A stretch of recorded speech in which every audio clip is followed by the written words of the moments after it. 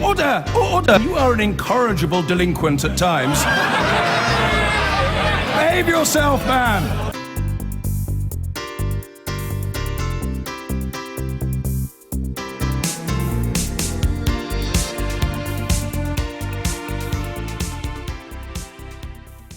In the United States, both the Democratic and Republican presidential front-runners have suffered setbacks in the Wisconsin primaries, way up to the northeast of Chicago.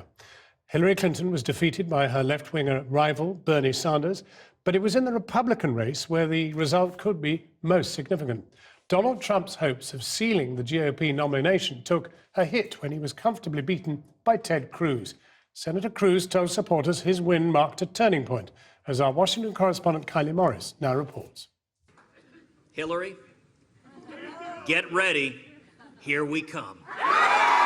Behold the anti-Trump. God bless you. The Tea Party senator from Texas, Ted Cruz, last night swept by the Republican frontrunner Donald Trump to steal the state of Wisconsin.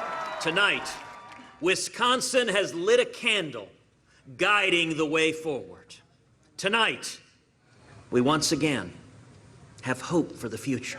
The divisive senator is an unlikely beacon of hope, but perhaps his success is best explained by one Wisconsin poll, suggesting nearly 60% of Republicans who voted say they would be concerned or scared if Donald Trump became president.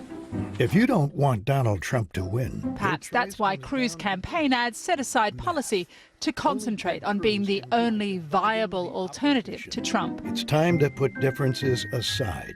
To stop Trump, vote for Cruz. But what does a vote for Ted Cruz as president mean? What does he stand for? Well, here's a reminder. He hates big government and Washington and deficits. But he loves God and bacon and machine guns. Machine gun bacon. He's a fierce opponent of gun regulation. This is what he said just days after the San Bernardino massacre. You don't stop bad guys by taking away our guns. You stop bad guys by using our guns.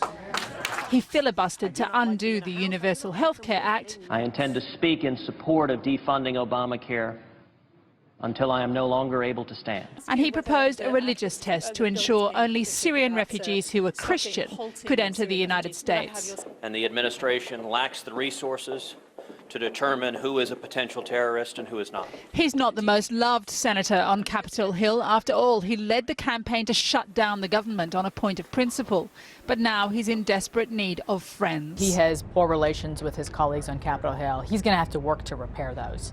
But I think the rank-and-file Republican look at him as somebody who has been very consistent on behalf of the conservative issues they care about. So, you know, they don't get into the back and forth on personalities. They want to know, where does somebody stand on the basic tenets of the Republican Party? And in that regard, Ted Cruz has been very strong and very consistent. If consistency counts at the convention in Cleveland and he continues to perform well, then Ted Cruz could snare the nomination from Donald Trump.